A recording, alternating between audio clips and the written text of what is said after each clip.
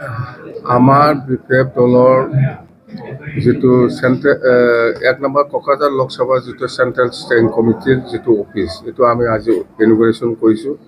এই ইনগ্ৰেশ্যন সভাত আমাৰ আজি বহুত আসাম জাতীয় পৰিষদ দল আৰু আক্ৰাছু আৰু কংগ্ৰেছ এনেকুৱা তিনিটা দলৰ নেতা কৰ্মীসকলে আমাৰ দলত সোমাইছে। খুব ভাল লাগিছে। যেন হওক আমি আজি আমাৰ কেণ্ডিডেট কাম্পা বৰগোহাঞিক অহা 19 তাৰিখত যিটো নমিনেশ্যন দিব লাগে সেইটো দিব বুলি আমি দলত আজি সিদ্ধান্ত লৈছে। সেইখিনি কথা, বেলেগ আৰু একো নাই। মুঠতে যোৱাকালিতো আমি দৰং ওদালগুৰি লোকসভাৰ যিটো কেণ্ডিডেট সেইটো নমিনেশ্যন দিলে, খুব ভাল হৈছে, গৰ্জিয়াছলি হৈছে। আৰু আমাৰ কোকৰাঝাৰ লোকসভাৰ যিটো নমিনেশ্যন 19 তাৰিখত হ'ব, সেইটো খুব ভাল হৈ যাব গৰ্জিয়াছলি। আৰু আমি আজি নতুনকৈ বৰপেটা লোকসভাৰ আমাৰ সমেশ উদ্দিন আহমেদক আমি কেণ্ডিডেট ডিক্লেয়াৰ দিছোঁ বৰপেটা লোকসভাৰ। আৰু গুৱাহাটী লোকসভাও আমি অতি সোনকালে ডিক্লেয়াৰ দিম। সেইটো ঠিক কৰিব পৰা নাই, 6জনে হৈছে কেণ্ডিডেট বিচৰাটো। তো 5টা লোকসভাত আমি খেলিম বুলি কৈছিল, কিন্তু আমি একটাতো ঠিক কৰিব পৰা নাই। 4টা সমষ্টিটো আমি ঠিক কৰিব পাৰিছোঁ। শোণিতপুৰ, বৰপেটা, দৰং ওদালগুৰি আৰু কোকৰাঝাৰ। গুৱাহাটীটো বাকী আছে, সেইটো ঠিক হৈ যাব। সেইখিনি কথা।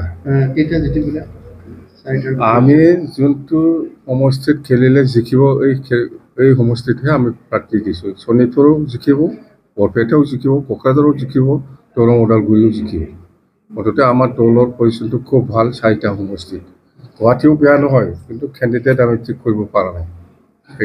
গোটেই অসমত কেনেকৈ আপোনাৰ যিটো গোটেই অসমতো মই গোটেই অসমৰ ৰিজাল্ট কোনে কিমান পায় নাপায় মই ইয়াৰ কোনো কেলকুলেশ্যন নাই, আৰু মই ক'বলৈ নাযাওঁ। মই যিহেতু আজিকালি 4 বছৰ হ'ল মই কোকৰাঝাৰতে আছে, গুৱাহাটী নোযোৱাটো 4 বছৰ হ'ল। এই গুৱাহাটী যদি গ'লে হয়, মই গোটেই অসমৰ পিকচাৰটো জানিলে হয়। মই কোকৰাঝাৰ, এইফালে শিলিগুৰি সিটি, এইফালে বিজেপিও দাবী কৰি আছে 14টা পাম বুলি, কংগ্ৰেছো দাবী কৰি আছে 14টা পাম বুলি, AIUDFও দাবী কৰি আছে 4টা 5টা পাম বুলি। চবেতো এইটোতো যিমানটো চবে ক'ব পাৰে, কিন্তু গ্ৰাছৰুট লেভেলত কাৰ লগত কিমান বেছি, এইটো পিছত ৰিজাল্ট দিলেহে আমি গম পাম। চবেই দাবী কৰি লয়, কংগ্ৰেছো কৈ আছে আমি বেছি পাম, বিজেপিও কয় আমি বেছি পাম। আমাৰতো বেছি কোৱাৰ কোনো প্ৰশ্ন নাহে। আমি 5টা সমষ্টিত আমি খেলিম, 5টাৰ ভিতৰত আমি মিনিমাম হ'লেও 3টাটো আমি জিকিব। কংগ্ৰেছ আৰু বিজেপিৰ মাজত কংগ্ৰেছ আৰু বিজেপিৰ মাজত বেছি কিবা হ'ব, সেইটো মই নাজানো। ইহঁতৰ ভিতৰত কি হৈ আছে, কাৰ লগত কিমান ওজন আছে, এইটো কংগ্ৰেছৰ লগত বেছি ওজন না বিজেপিৰ লগত বেছি ওজন আছে, সেইটো দিছপুৰহে জানিব। আমি অন্তত 4 বছৰ হ'ল গুৱাহাটী নোযোৱাটো। কংগ্ৰেছৰ পোহনীয়া চলি আছে, চলিব। আমাৰ বিপিএফ দলৰো চলি আছে, কংগ্ৰেছৰো চলি আছে, বিজেপিৰো চলি আছে। এইটোতো পলিটিক্সত সেইটো হয়, যোনে য'ত সুবিধা পায় তাতে যায়। আপোনাৰ 3টা যদি জিকি যায়, আপোনাৰ কাক সমৰ্থন দিব কেন্দ্ৰত? কাক সমৰ্থন দিয়ে নিদিয়ে ৰিজাল্ট ওলাওক, ইয়াৰ পিছতে আমি কম। ৰিজাল্ট ওলোৱাৰ পিছত আমি কৈ দিওঁ।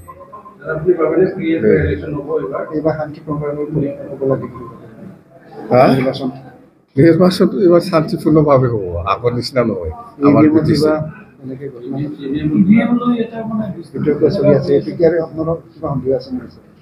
EVMৰ সম্পৰ্কে কোন চাইণ্টিষ্টে কি কয়, কোন পলিটিচিয়ানে কি কৈছে কোৱা নাই, মই একো নাজানো। মুঠতে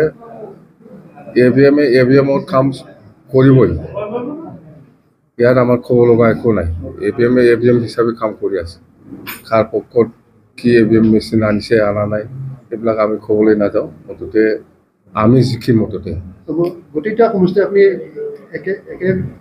কাৰোবাৰ লগত মিত্ৰতা কৰিব বিচাৰে? কাৰো লগত মিত্ৰতা নাই।